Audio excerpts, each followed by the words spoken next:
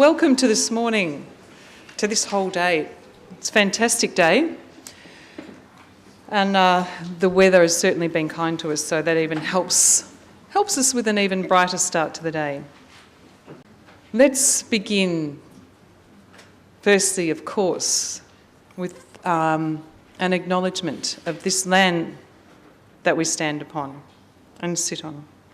This land that for eons has been a gathering place, long before we're aware of it. This land that in more recent times, in more recent history, was actually market gardens to feed the gathering and burgeoning metropolis of Melbourne that was creeping over the hills towards here. Then for a long time was the gathering place for the community of St John's, the parish and school of St John's, and now is a gathering place for learners of all kinds. As Indigenous and non-Indigenous people together, let us have a sense of the importance of the land upon which we're standing, where spirituality, learning and ceremony have taken place over many millennia. Let us sense the earth beneath our feet, the Wurundjeri people, and pay our respects to their elders past, present and emerging. For they have passed on to us a respect for the gift of humanity. And may we continue our journey together, united by our commitment to walk with the spirit of our ancestors. And now we'd just like to take a few moments to reflect on the day ahead of us, on the work that you're already doing, and on the work that will lie beyond today, the wonderful work.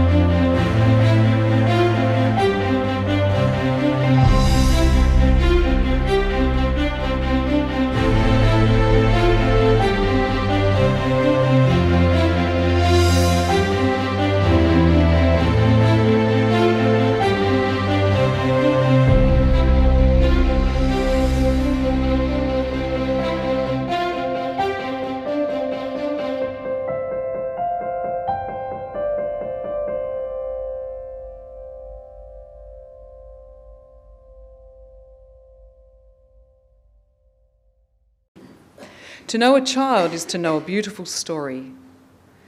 To have the opportunity to be a partner in their learning is a privilege.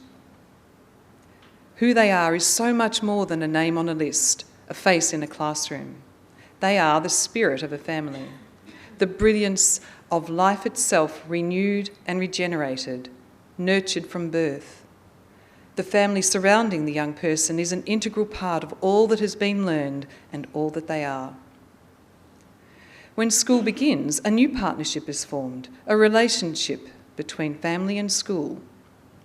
This relationship is based on trust. Each person deserves that this trust be gently held, with utmost respect for their being, their story, their life of learning. It is our work to hold that story and to build on the filaments that tie child to home, child to school, and home to school, until the connections are so strong and powerful that new chapters of the story are being written together. And there are no exceptions. All kids deserve to learn and succeed at school, regardless of their background. This is our moral imperative. As Jesus walked among the people of all creeds, colours, calling or capacity, so we must do the same as leaders in Catholic learning communities. If success for all is truly our moral imperative, then we must commit to more than words. We must commit to action, to walk with all children, all families. This is our work, and together we can transform lives.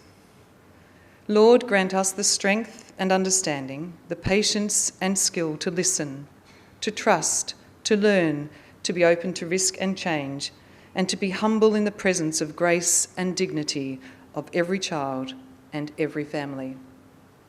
Grant us ears to hear their story, eyes to see their potential, heart to feel with them, and the wisdom to respond so that all can learn and succeed. Amen. And I'd just like now to, without further ado, welcome to speak to you and to set the context for today and to introduce our guest speakers. The Manager of the Wellbeing and Community Partnerships Unit, Mr. Dennis Torpey.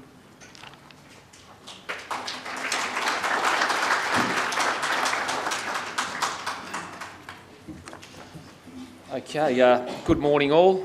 Thanks Veronica, and thank you Narelle, and I agree with your comments about the power of silence there.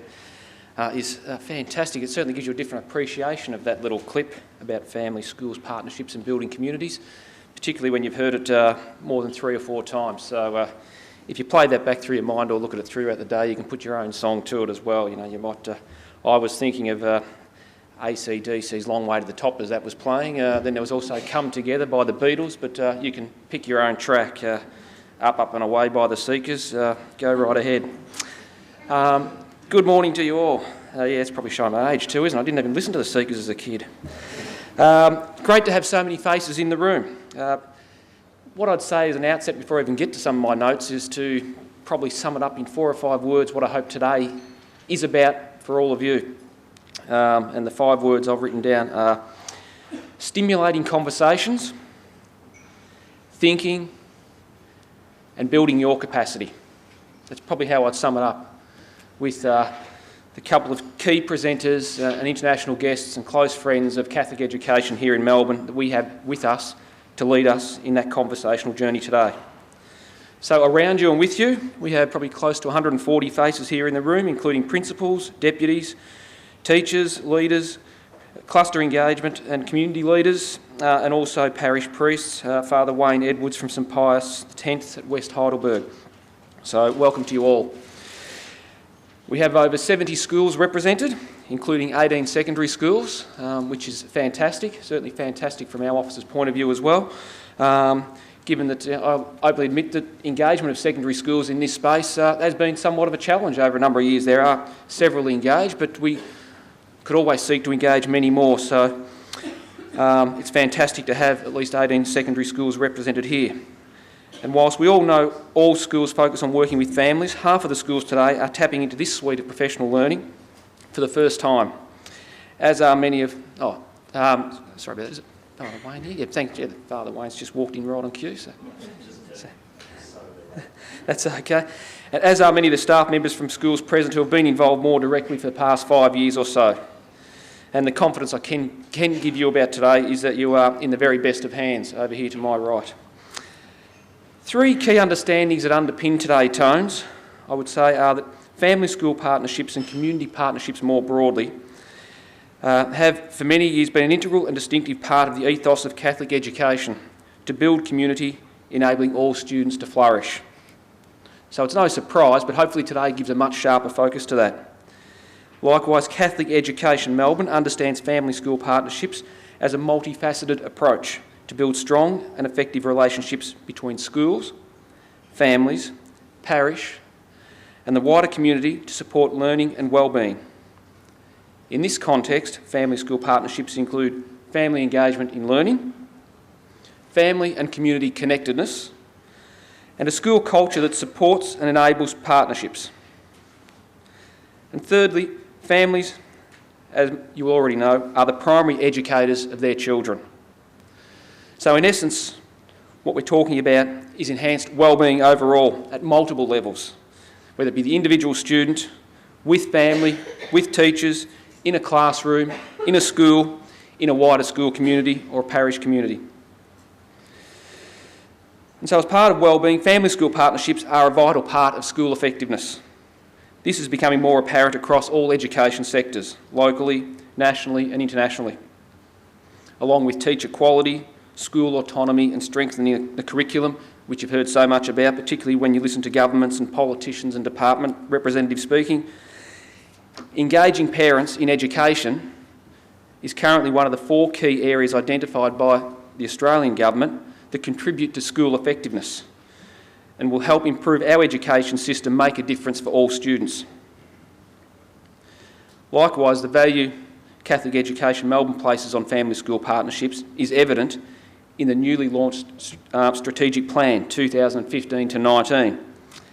And in that plan, the Executive Director underlines that genuine partnerships with parents, parishes and the community support us in educating students.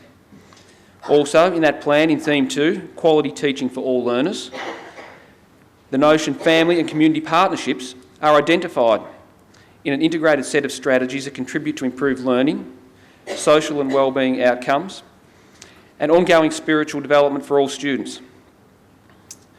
And furthermore, the Archbishop sends a strong message to Catholic schools to build communities through authentic relationships with parents and others as significant essential partners, allowing all students to flourish into the fullness of life.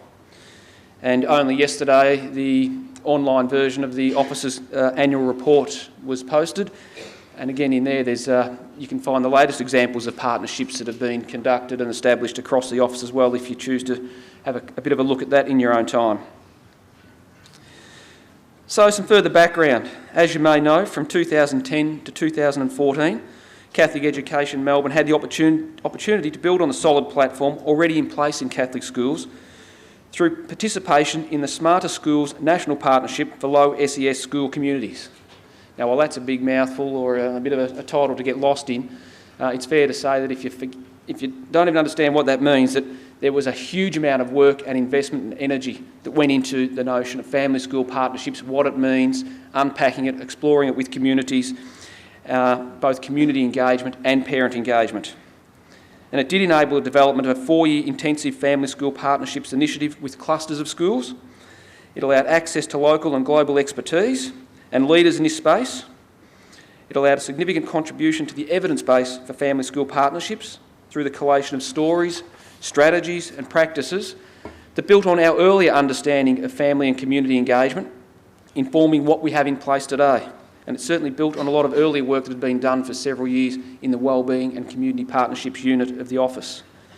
And the development of resources and key documents such as the 2011 Charter for Outward-Facing School Communities and Leading Family School Partnerships are some examples of that which you have on your tables today.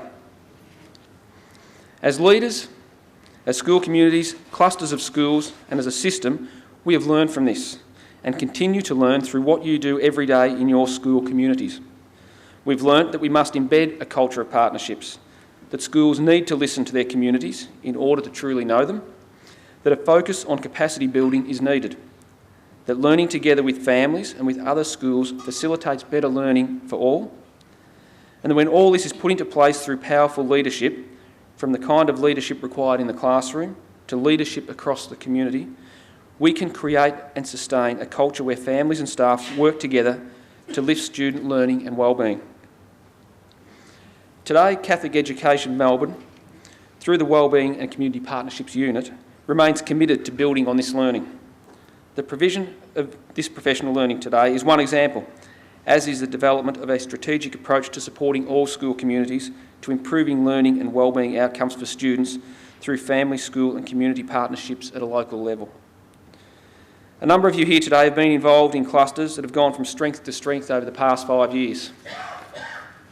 Others of you are from newly formed clusters just beginning to partner with other schools to sharpen your focus. And others still have come along today with no direct connection to the FSP initiative, but have come with a genuine desire to improve your school community also.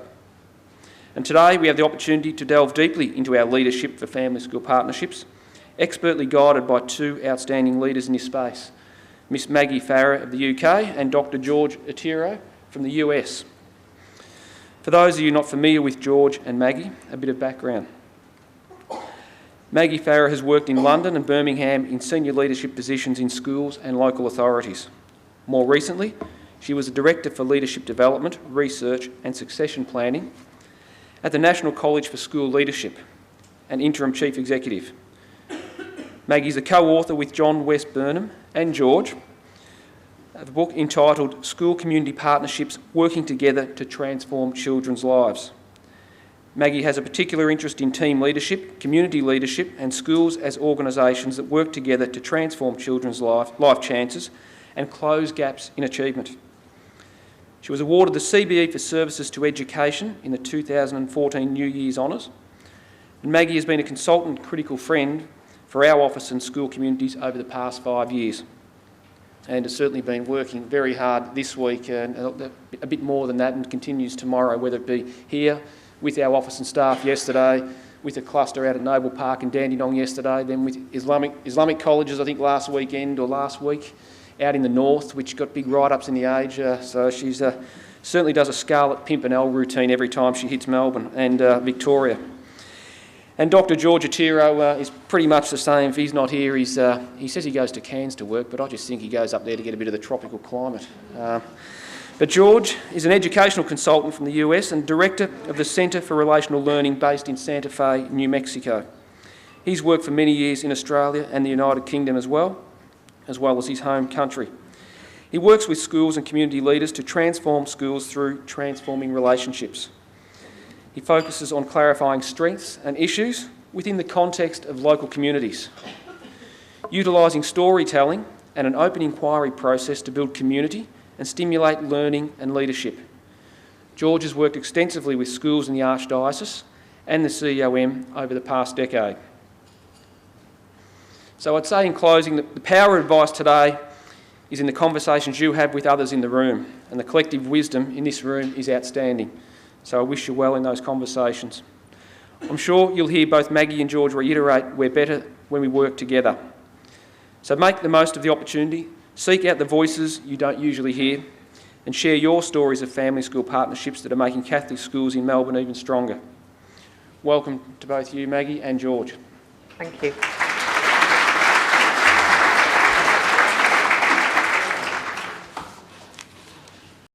Thank you, Narelle, Dennis and Veronica. And just to say, George, I think the biggest thanks is the fact that you've invited George and I to work together again. And I know that we've worked together for about 6 or 7 years, have we? Not actually like this.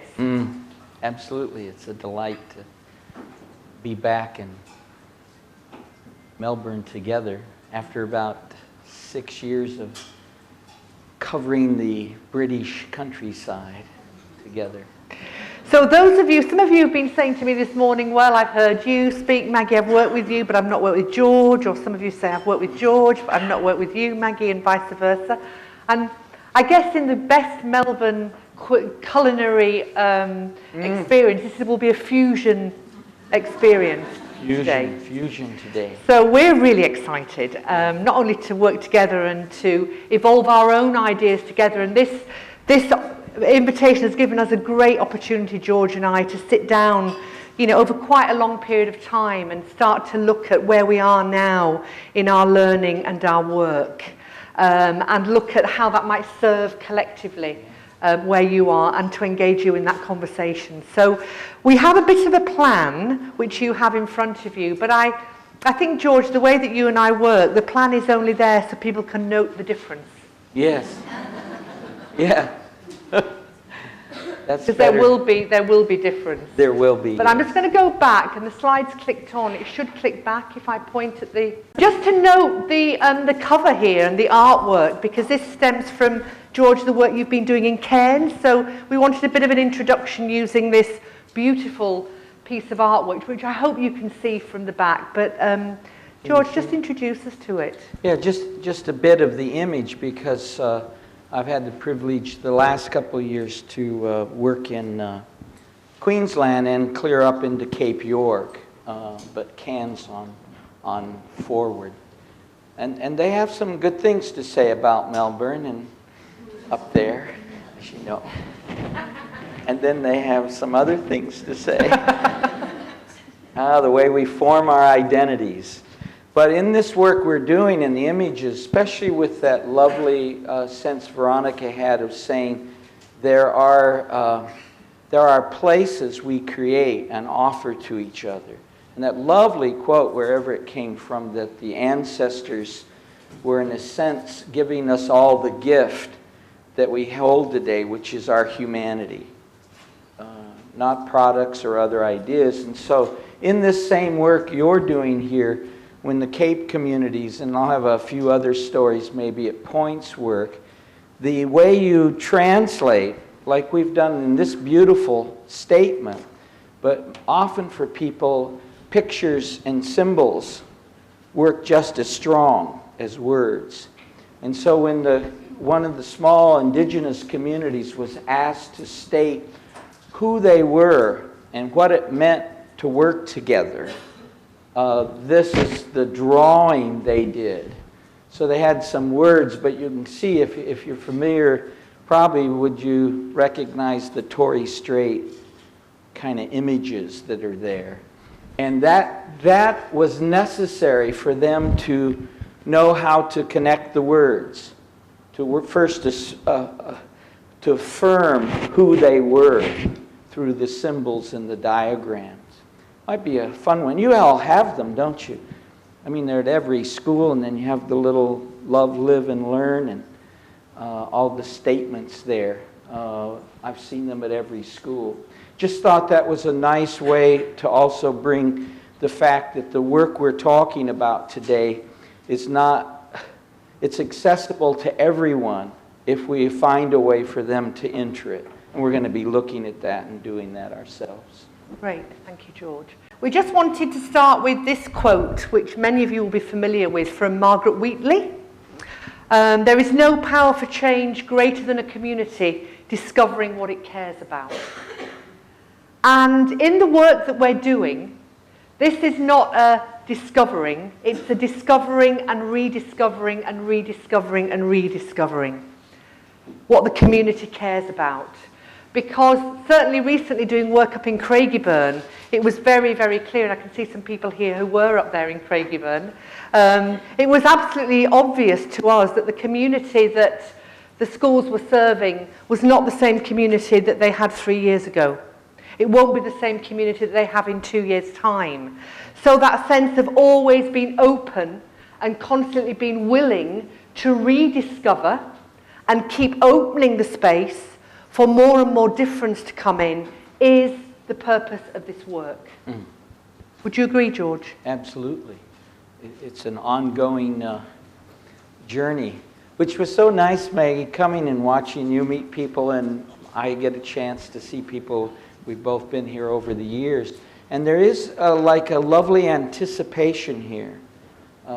It's like everybody's starting all over again, but has already been involved. It must be what a good marriage is like on your 30th anniversary.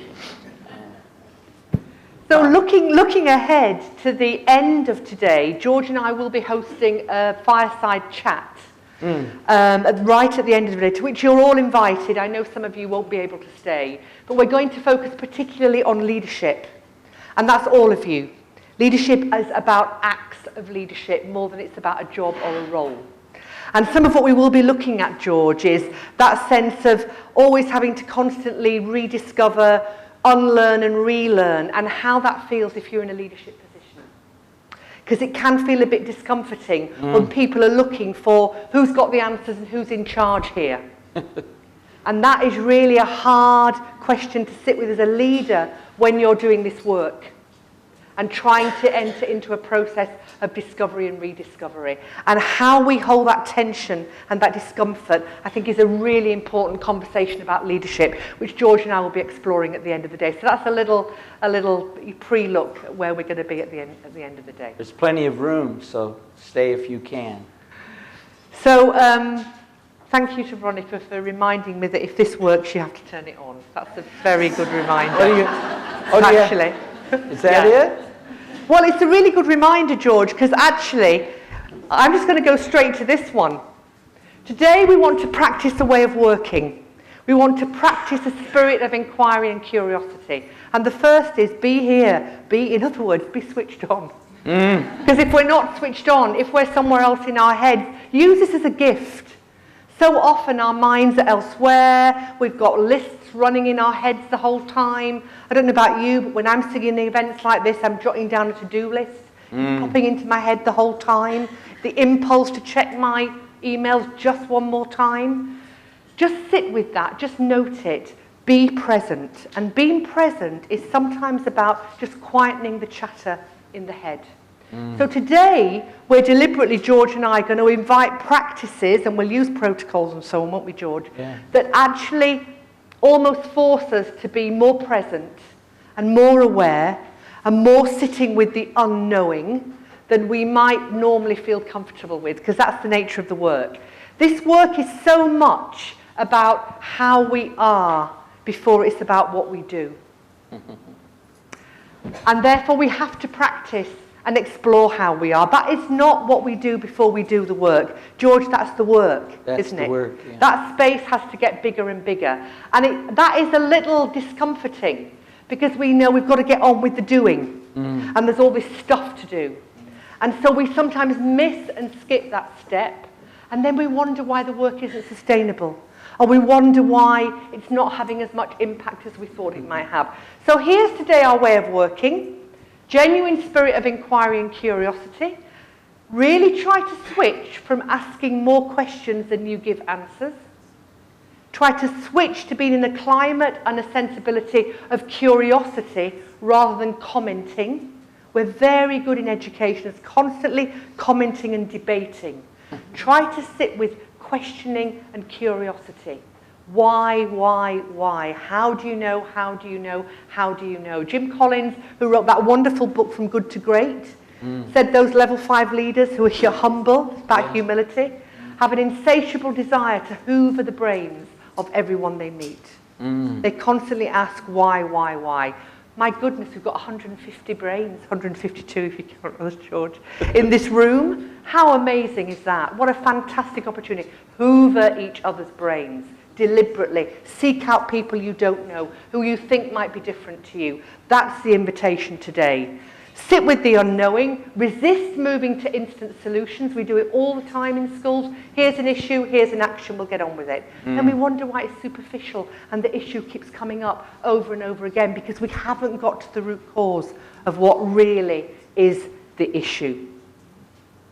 And there's a quote from Chris Cullen, who does work on mindfulness in schools in England. He's also working with the English Parliament on mindfulness. I find extraordinary, actually. I can't wait to see the impact it has, if any. Let me be hopeful. But Chris says our tender hearts have the power to heal the world if we cultivate a willingness to meet a wider and wider range of experiences and perspectives. So we have to cultivate a willingness to work with and meet with and sit with and listen to those most different to ourselves. You will know when you're doing family, school engagement really profoundly well because the parents and the community will tell you things that make you feel most discomforted. They will tell you the things you don't want to hear because now, at last, they are being honest. Does that make sense to you, George? Makes sense to me. I've felt that before. Not liking what they have to say. So, here's a chance for a conversation. George and I will wander around and eavesdrop a bit, but here's a chance. It's a day of practice. This work is practice. It's always practice. We cannot enter into this work if we think we know. Somebody once said to me, the most dangerous leader is that leader who thinks they know, who thinks they've got the answer. None of us here have the answer. George and I are certainly not here with the answers. We're learning all the time. We need to accept and feel comfortable with and welcome the fact that we will always be unfinished and incomplete if we are doing this work of extending our schools to be more outward facing, so we know our school is always unfinished and incomplete. The head once said to me, if I know everything that's going on in my school, there's not enough going on. So there's all this challenge with issues of who's in charge, who's in control, what does that mean? That just has to it has to just go. So, here are the questions, George. Yeah. Of these, and I'll go back to the slide, which one is most important to you in your daily practice, and what do you deliberately want to practice today, and why? And what's hard? What do you want to practice? Where do you need help? Okay, so a quick chat, just a quick check-in really, that's all it is. Back to the Get list. ourselves in the room on this day, sitting here in this chair.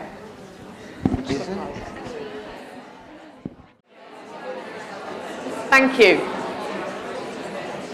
As you see, George and I are going to try and walk around a bit, not only because it feels a bit crowded down here, George. It is. The tables are a bit close together, so I hope, are you all right? Are you okay? And also because people here bought their seats for the theatre and now they see they've got restricted view. Right. And they want some...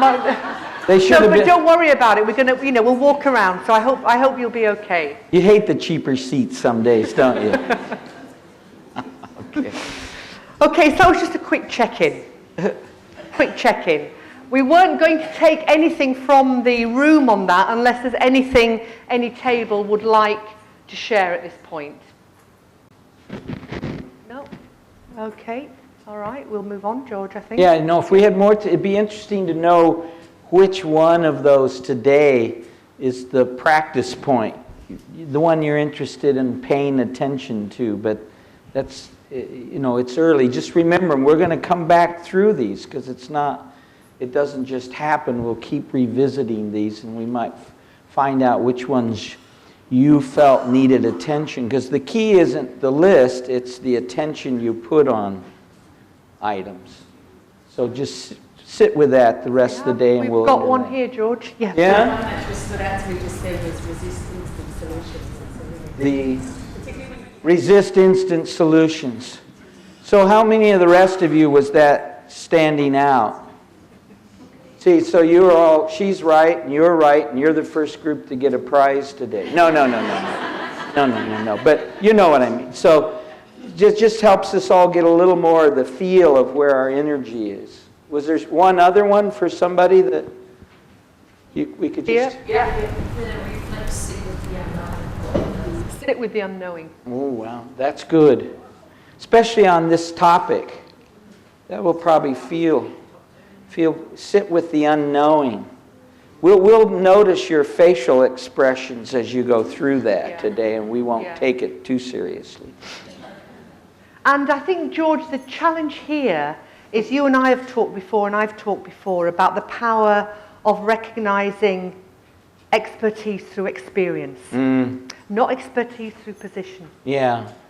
Of course, if we're the principal of a school or a coordinator that's just got the job, suddenly we appear to have to take on the mantle of expert. We don't know anything. We don't know how to do this work. The only way we learn how to do this work is by doing this work. And by asking, how is it going? Is this working? How could we do it better? So, and who do we learn from? Those people with expertise. Who are those people with expertise? Those who've got the experience. Who are those people who've got the experience? Those who are in our community. And when you think about it, it seems so simple. But actually, they're looking to us often for the invitation and the answer. Particularly in some communities where what the head teacher, the principal, says is what happens. And having to rework that relationship with ourselves as well as with others is a really rich part of this work, but it's not easy. Not easy. So as we move on to this next part of our morning, we're going to focus a little bit on the asking of questions to try to understand. So it's going to give you a chance to practice asking somebody else in this room genuine curiosity-based questions. And listen out for those questions. And in particularly, listen out for wherever there is a hint of the answer you're expecting in the question. We're very good. If we've been trained as teachers, we're too good at that. Oh. About implying the answer in the question. We think we are being clever. It screams out to others that I sort of got a hint here of the answer that's expected. So all the time trying to ask the questions from genuine curiosity. Hoovering the brains, in other words. So we're going to just start now with a framing of... And George and I have had quite a long conversation about this because it's something that struck us in our work and we've sort of learned as we've done the work, George, as we've tried to do work and it hasn't worked. We've sort of explored why and we've realised that the reason why we sometimes do work, and I certainly would claim this, and it's been short-lived, superficial and has had a limited impact, is because I've gone straight to the what. I've gone straight to the project. And actually, this is work by Simon Sinek. He's got a great TED talk called Start With Why, I think it's called, or The Power of Why. But it's a great TED talk, about 20 minutes long. It's definitely worth looking at. How do you spell that last name? Sinnett, I think. That strange smell. Yeah, Sinnett. Sinnett. And he talks about the importance of starting with the why. Now, we think this diagram is probably not right because the why should be a much bigger circle, but try as we might, we couldn't change it. But he gives the example of Apple and says with Apple, they spend a lot of time on the why. And their why, normally the why starts with we are passionate about, we believe. So it's something that comes right from the heart. We believe, or everything we do, we believe in challenging the status quo. We believe in thinking differently. In other words, we are passionate about disrupting the status quo. That's why Apple exists. The how is we work together creatively to make products that are beautifully designed. For us, the beauty and the creativity is all important. The what, we just happen to make great computers. Do you want to buy one? And that just comes naturally from the how outgrowth. And the why. Working on the why and the how, as I said before, is not what we do before we do the work. It is the work. Bringing the community and families together to co-construct what the work might be is the work. Whatever you then do as the what will be the right thing to do. It might not be what the school's doing down the road. Because often people say to me, they say to you, George, what should we do? And we say, it doesn't matter what you do. What matters is how you decide what to do. The how. And why you're doing it. The passion. And if it's a shared passion, nothing more powerful than a community discovering what it cares about. That's the why and the how. So if you say you're passionate about inclusivity, giving children the very best start in life, how does the how manifest that? How does the what manifest that? Well, Comment from you, George. Yeah, no, because it's so strong, the rhythm this reflects. And you've all gone through this as we've all been working in these areas. But I can already feel a sense in people. You know, like when people tell you what you should do and everybody nods and they know they should, and that will stop smoking and lose weight and make meetings better, and then you don't do it anyway, put on the seatbelt, all the rest, because everybody in the room still thinks the what is what matters. So please, this early, take that on as this first challenge about kind of challenging the way we put value on who we are and what we do. I was working again in Queensland recently, and a principal who had great success. He'd raised attendance. Which probably wasn't him, but he was claiming it. Test scores were up. Indigenous students were doing extremely well. They were now a recognized school. And he had heard about the importance from his colleagues and others of parents being engaged and how much difference that could make. So when I was offered to come and talk to him about what might be done, he sent to me an email and he listed the 36 things they were doing, the 36 whats. And he said, if you're coming to give me number 37, you can stay on the beach. Now that took a little bit of courage, but it was because at this point most of us now know, and we have time to work with that. One thing we do know is the what isn't it. So that's how then the why and the how, and we've been working over years trying to figure out how that all connects, because the nice thing is why they're in a circle is because there really isn't a boundary. You wouldn't really always know when you're on the white and between why and how. You know, the boundaries are fuzzier than that. But the naming of how this unfolds and why is what we're exploring today. And the why you always discover and rediscover, back to the Margaret Wheatley quote, because that will always adapt according to context. So a chance now, in pairs, just to talk about your articulation of the why. Take it in turns. One listens, one articulates the why. It's your articulation. It may not yet be a shared articulation across your community. And your other partner just asks questions, just to try to illuminate the why, just briefly, and then switch over. We're not going to give you very long, 2 or 3 minutes, so self-organise yourselves. If one of you goes into a speech for 3 minutes, that's time up, you don't both get a turn. It's up to you how you manage yourselves. It is. Okay, so the why, just a bit of an articulation. See how it sounds.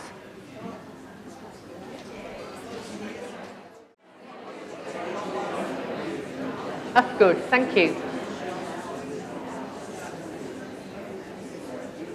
George, shall we just take a quick note here and see if anything came up from that conversation? Not necessarily the description of the why, but the sense of engaging in this sort of framing of the work. Anything that needs noting from across the room?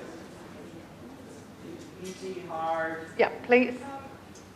We discovered that quite often when you ask why, it becomes about a blame game, looking outside rather than inside. And that's something we have to stop. Yeah. Why didn't you? Okay. So if the why becomes a deficit conversation, we're doing this to fix something. Ooh, beware. Yeah, that's even worse. If the why is somebody out there to blame, or somebody out there to point the finger at, or somebody somewhere's going to make it right, if that in any sense starts to build a sense that our community are problems to be solved, not assets and richness to be worked with and welcomed, beware. That's really insightful. Yeah, I think so. I think so. Is there a better word than why then? Because that sense of why in an education context is often somebody questioning what you've done, is there a better word? Purpose. Purpose. Drawing out purpose. But what's the question then behind that word? What is our purpose? Or what would the question be? Yeah? What is our purpose? What is our passion? Would that be better? Where do you want to be? Where do you want to be? So a sort of horizon. So long as it shows the passion. Yeah. You know, because this is about getting to the heart of our moral purpose, our core principles, what it is that binds us together. Do we need the microphone? I'm conscious that we're not hearing everybody. It's in the tone in the why. Yeah, it's how it's asked, it's the tone. There can be an inquiring why, or there can be an accusative why. Thank you. That's good. And there was here, Sally? I was thinking starting sentences with I'm interested in the why. Yeah. I'm interested in, I'm curious about, I'm wondering, I'm pondering. Because do not underestimate you as leaders in this work, What you are curious about, what you are pondering, and what you are wondering will be what people pay attention to. So choose your wonderings and your ponderings carefully, because people will pay attention. That gets reflected then in the questions you ask. Exactly. So they'll carry all of this Yeah. that you've mentioned. And it can happen in many ways. It's often not in a conversation. I know Margaret, the great woman anthropologist who worked in Margaret Wheatley? Oh no, Margaret Mead. Margaret Mead. Margaret Mead. She talked about the why always comes out if you just take a child's hand and walk through the garden together. The why will be there, or there isn't one. Do you see? So it doesn't. It can be reflected, and working at this becomes part of the discipline because there's a lot more interest in working this way. Like this is just a collection of children's letters to God. Just before you go, you turn that. Oh, is it off? Which on, George? I'm sorry. So here's the depth of it, just two of them. Dear God, are you really invisible or is that just a trick? See how that leads to a good why? But, dear God, is it true my father won't get in heaven if he uses his bowling words in the house? This is a great why question, deep. Dear God, did you mean for giraffes to look like that or was it an accident? I mean, you got to wonder. So why is led by wonder and a sense of the difference between fate and destiny. And, you know, this gravitates then more to people. When you're working with people who live and there's no income and there's no money and the children have been decimated and there's been generations of abuse, we need real why questions. They can't just be part of a strategic plan. And then this one, dear God, instead of letting people die and having to make new ones, why don't you just keep the ones you have now? And then my final one that I just try to keep in mind by Charlene. How did you know you were God? Well, there you go.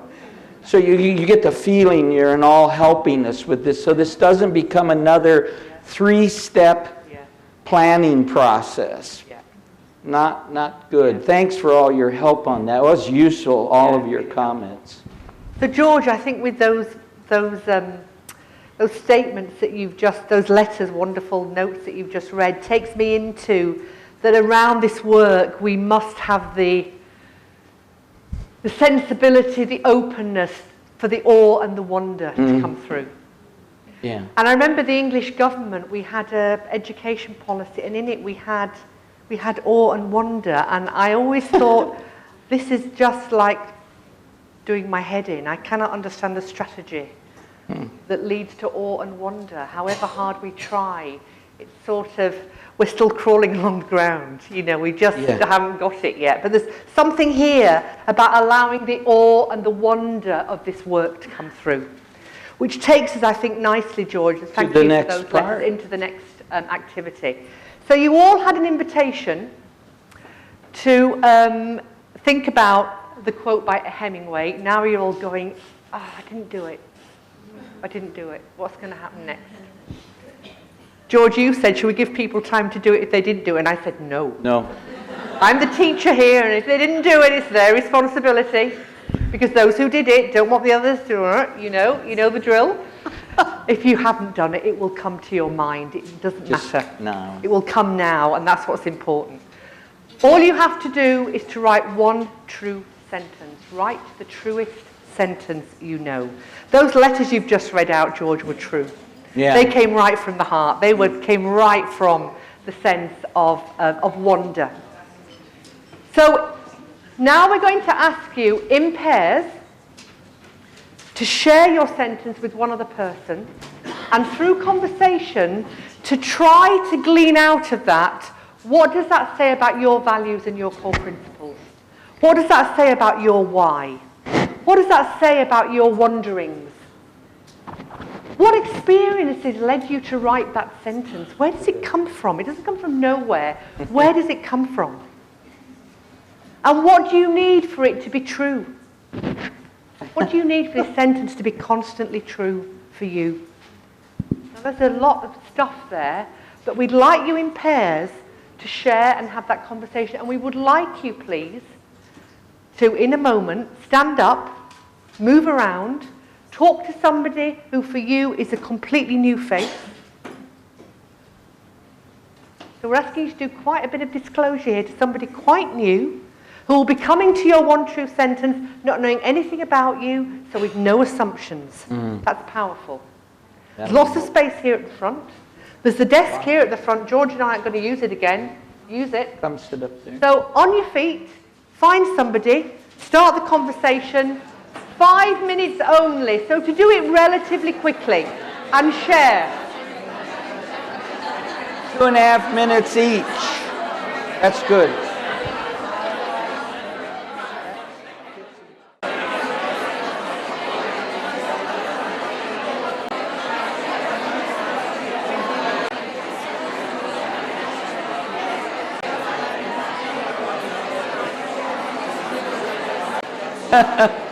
Okay, That was thank good. you. Yeah, it's good. Okay. That's better Now than good. back at your table. Back at your table, and we're just going to give you one more instruction. And the invitation now is on your tables, and you won't all get a turn, but over the course of the day and lunch you can have these conversations. On your table, we'd like you to just share a sentence you heard from somebody else and what you learned as a result of that. So you're not sharing your own sentence, you're sharing somebody else's sentence, who may or may not still be at the table. That doesn't matter. You're bringing other people into your circle, which is what this work is all about, of course. So just decide who's going to have a go. You won't hear them all, but just talk. Try and be as succinct as possible so you hear as many true sentences and what you learned from that as the person listening. Okay? All right, off you go. Great, thank you.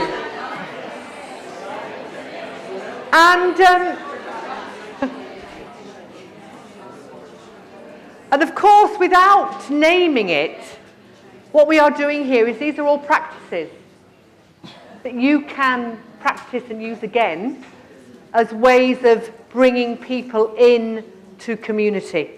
Whether it's within the school, between schools and communities, it doesn't matter. Community building happens all the time. And these sorts of practices, where we start to talk about what matters most to us, is what builds community. Because apart from anything else, it means we step out from the role we play and we become the person we are. And that makes such a difference in this work. George, anything you want to note before we move on, or anything you want to inquire into from the community here? What Maggie said is true. What matters most to people now, which that statement does, gives the equity you need. Because, in education we have this idea that we have to have excellence and equity. But equity is not an outcome. It's this state. We're going to talk about it with well-being in a minute, relationally. So this kind of work, you'll notice it's allowing people to examine what matters most to them. Because most of the time we're not always even sure, but just being unsure about what matters most and talking about it. You saw how it affected you all. Very important theme. You just take that away today, you'll see a huge change in how life happens at your school. What matters most today? And then if we won't do this maybe until later, George, but then to pick up, because of the world that we're in, what are the metrics that then would underpin what matters most? Right. What metrics do we co-construct that link with what matters most, that we can hold each other accountable for? That will be the next part of the conversation. So we're going to move on just before morning tea. Goes quick, doesn't it? Goes very quick. Okay. Well, we're using protocols all the time. Everything you're doing, the turn taking, the pairs, the questioning, is all about using protocols. There's a great book that George introduced me to years ago, which I use all the time, called The Power of Protocols. You can get it online. It's written for children. It's all the turn taking Skills stuff. for Democracy. There's a little copy in One the out back there. there. 15 of these that Maggie and I use all the time. Ready to use. Great for use with children, great for use with adults, great for use with adults and children together. They just help to scaffold new behaviours. And at first they might sometimes feel a bit clunky and a bit contrived. But it's because we have to practice them so they feel natural, and they will start to feel natural.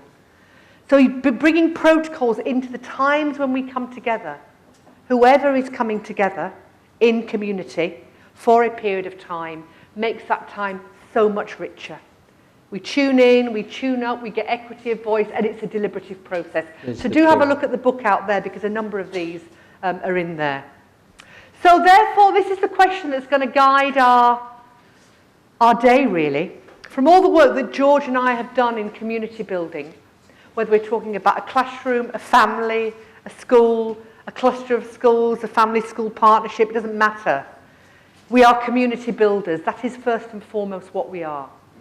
And all the work that George and I have done, we've been trying to coalesce it into some simple framing. And our learning at the moment, it'll change in a year's time, because we'll practice it and realise it's still incomplete. That's the joy of this work, is that the learning must be designed, the community, first of all, must be designed for, it must be hardwired into it, relationship, learning, and impact and accountability. And those three areas are going to frame the rest of our morning. So we're going to illuminate each of them and explore each of them. And we're constantly going round them all the time. And if there's one, and George and I, even over breakfast, were talking, if there's one, certainly in England, that's been the Cinderella of the framing, it's impact and accountability. When I say Cinderella, the one that's left in the kitchen, sweeps out the grate, never gets invited to the party. In other words, it doesn't get enough attention. It must get even more attention, because it builds community, it builds relationship, and it builds learning if it's done in a particular way. And we're going to explore that. One reason it doesn't get attention is because it gets overemphasis without being related to the other parts of the circle. Because I'm sure you've heard the word accountability before. And Maggie and I, it took me, I had some weeks of nightmares when I agreed that we would look at the term, not only impact, which you like, but accountability. I just start shaking because it's just been handled so poorly. Yeah.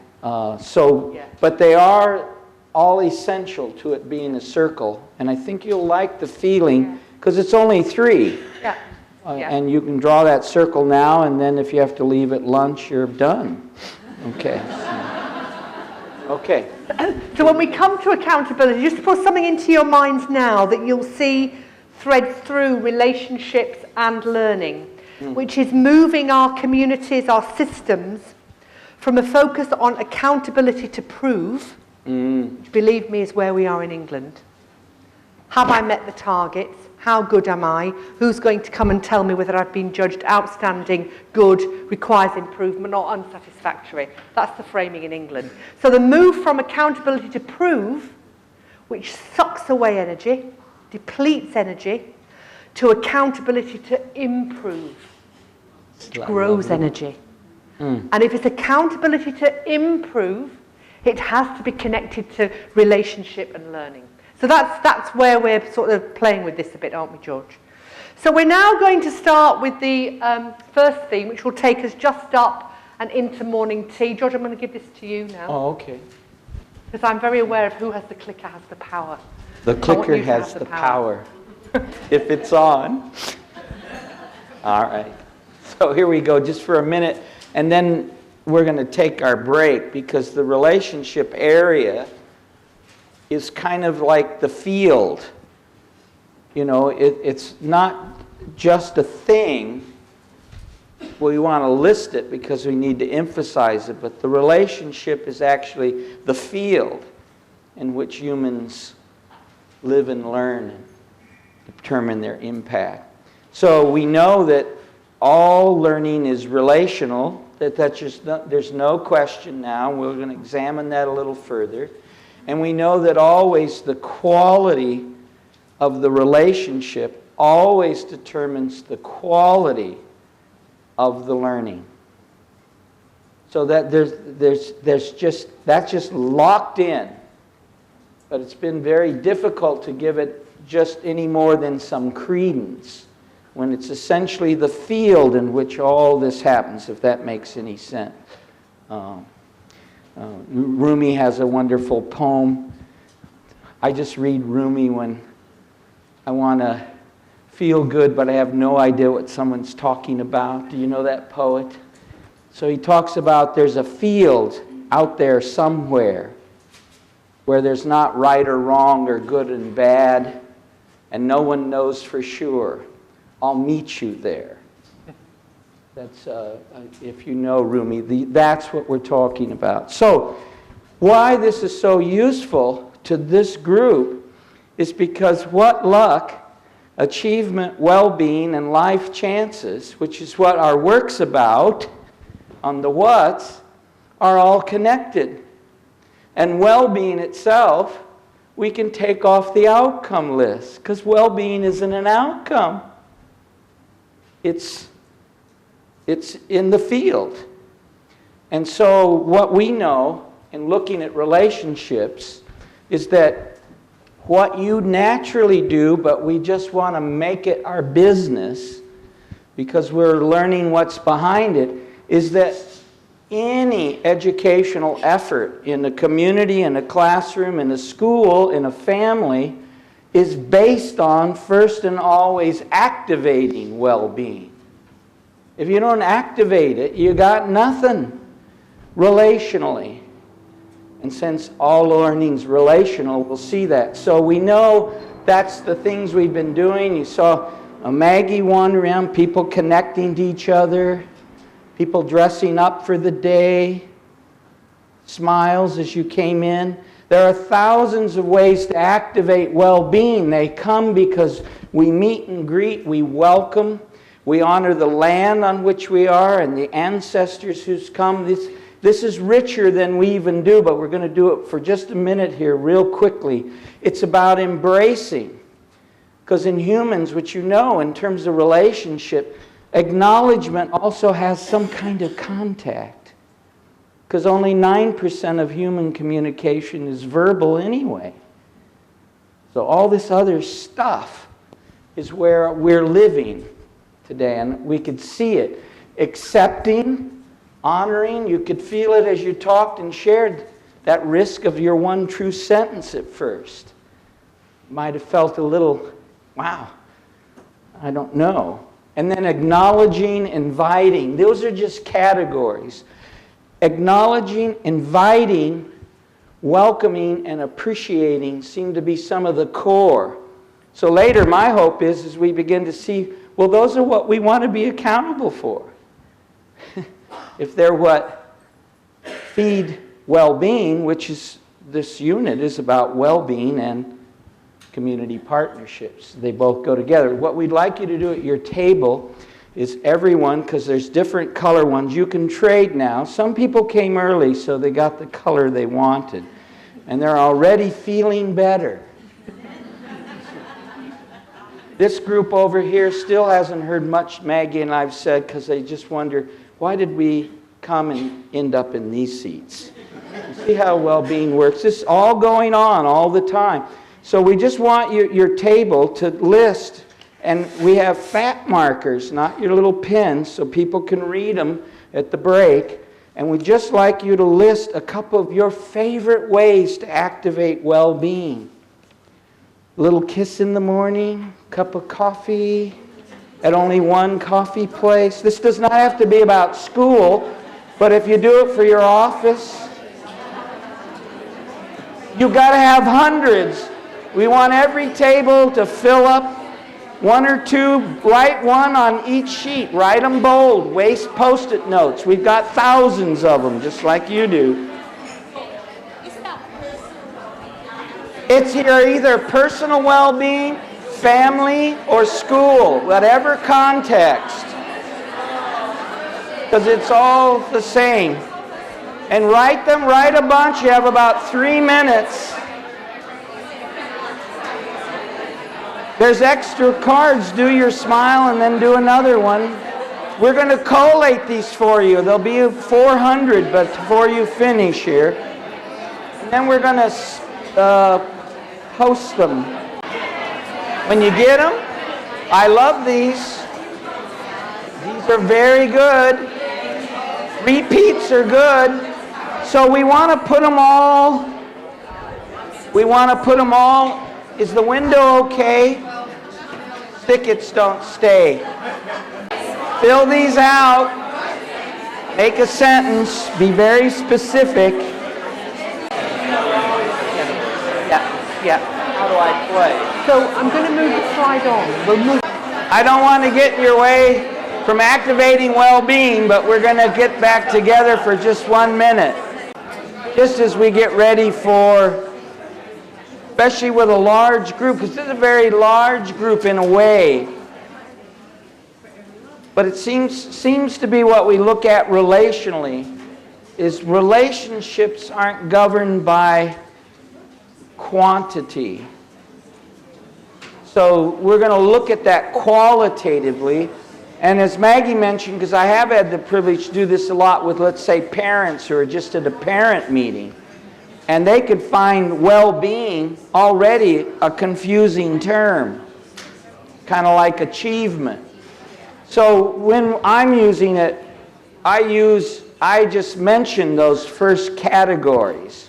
So how do you honor each other at your home? How do you celebrate? How do you invite people? Is it whistling while you work? You may want to use those categories, give a few examples so people are not stuck on, well, what's well-being for me and a family?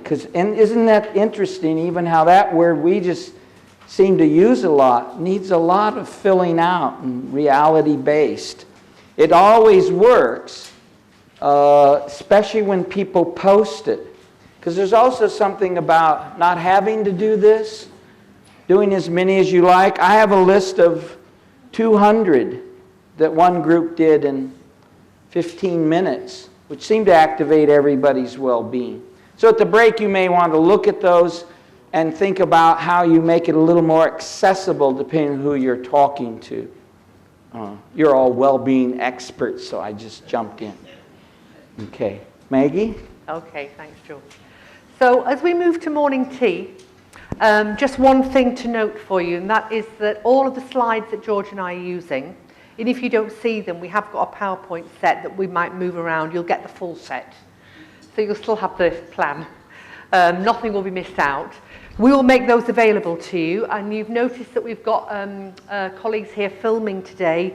You will have that available to you as clips or as a full film. We'll just see how it looks. So you will therefore have the invitation to take the clips, to take the slides, and it just grows, and it grows. And you take it and adapt it and improve it, and off it goes. So this will all be available for you to take and to play with. And our great wish, George and I and colleagues here at the Catholic Education Melbourne, are that it just doesn't stop here. You take it and it becomes something truly profound, because you will have put your own context and your own inspiration into it. So for George and I, that will be a really important outcome of today. So when you come back after morning tea, we do have some people in the room who've been engaged in the Family Schools Partnership sort of work as a identified area of work for some while, and we wanted to make sure that there was as much opportunity for sharing of ideas and of journeys as possible. So this is the instruction. It's a big group, but we trust people can make it work. When you come back, we'd like you to sit somewhere else. So you'll get a chance to move back into your teams that you've come with, because I know sometimes people say, but it's the only chance we get to talk is when we come and we sit around this table. We have it in England. Maggie, we don't want to sit with another school because this is the only chance we get to talk. What? You've travelled 500 miles and overnight in a hotel because it's an opportunity for you to talk. Surely, there's a better way of doing this. But we do understand that. But when you come back, sit somewhere else, self-organise yourselves, so there is at least one person on your table currently working in a family school partnership relationship, part of that programme. We will ask before we start if every table has such a person. And if they haven't, we'll need to do some more reorganisation. A person who's been involved in family school partnership work. You'll know who they are because they should know. Oh yeah. If no one's at your table. And this is good, look, this table's smiling already. When they get coffee, you guys spread out quickly. Okay. So tea time, back here just after 11, so 15 minutes, yeah? Yeah, it's a short tea break, which probably won't activate your well-being, but there you go.